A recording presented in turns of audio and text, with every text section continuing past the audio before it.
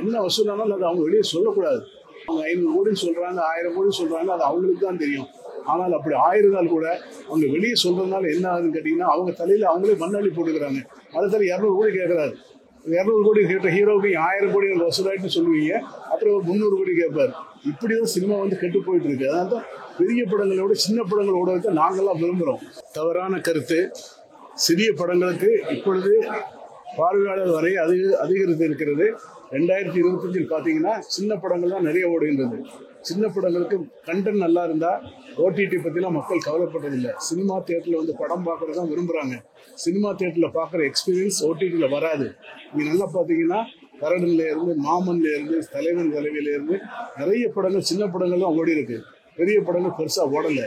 So சின்ன படங்கள் OTT எங்களுக்கு பெரிய சேலஞ்சு தான். அதையும் மீறி நாங்கள் நிற்போம். எங்களை அழிக்கிறதுக்கு ஓடிடியால் முடியாது. நாங்கள் கண்டிப்பாக ஜெயிப்போம்.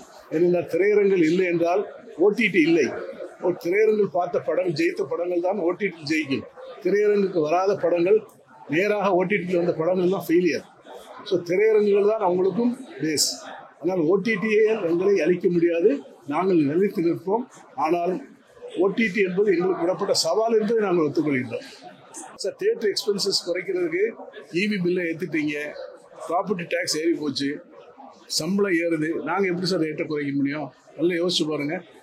150 ரூபா தான் ரேட்டு. 150 ரூபாங்கிறது இன்னைக்கு நிலைமையில் ஒரு சாதாரண கொத்தனார் 1200 சம்பளம் வாங்குறாரு. ஒரு படத்துக்கு 150 ரூபாங்கிறது ரொம்ப சாதாரண விலை தான். அதெல்லாம் ஜாஸ்திலாம் இல்லை. இதெல்லாம் குறைச்சோம்னா ப்ரொடியூசர் காணாமல் போயிடுவார். 150 ரூபாயில் எங்களுக்கு கிடைக்கிறது 45 ரூபா தான். ப்ரொடியூசருக்கு தான் 105 ரூபா போகுது. இந்த 45 ரூபாயில் நாங்கள் இவி பில்லு கட்டி சம்பளம் கொடுத்து மெயின்டெனன்ஸ் பண்ணி எல்லாத்தையும் சமாளிக்க வேண்டியது.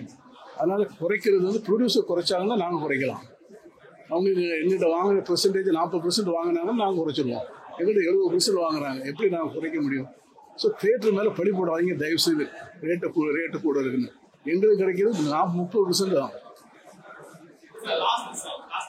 சார், ஒரு தவறான செயல் அது. ஏன்னா இவங்க 500 கோடி 1000 கோடின்னு சொன்ன உடனே அந்த ஹீரோ என்ன பண்ணுறாருன்னா 50 கோடி வாங்க 200 கோடி கொடுன்னு கெடுக்கிறாங்க.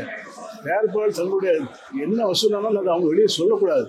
அது ஆச்சுதான் ஆகலையாலும் அவங்களுக்கு மட்டும் தெரியும். அவங்களுடைய பேலன்ஸ் ஷீட்டையோ அவங்களுடைய புக்கு நாங்கள் யாரும் பார்க்க முடியாது. அவங்க 500 கோடின்னு சொல்கிறாங்க, 1000 கோடின்னு சொல்கிறாங்க, அது அவங்களுக்கு தான் தெரியும். ஆனால் அப்படி ஆயிருந்தால் கூட அவங்க வெளியே சொல்றதுனால என்ன ஆகுதுன்னு கேட்டீங்கன்னா, அவங்க தலையில அவங்களே மண்ணள்ளி போட்டுக்கிறாங்க. அடுத்த 200 கோடி கேட்கறாரு. 200 கோடி கேட்ட ஹீரோவுக்கு 1000 கோடி வசூலாயிட்டு சொல்லுவீங்க, அப்புறம் 300 கோடி கேட்பார். இப்படிதான் சினிமா கெட்டு போயிட்டு இருக்கு. அதனால தான் பெரிய படங்களோட சின்ன படங்களோட நாங்கெல்லாம் விரும்புகிறோம். அதாவது எங்களுக்கு என்ன சின்ன படத்தில் எங்களுக்கு 50% கிடைக்கும்.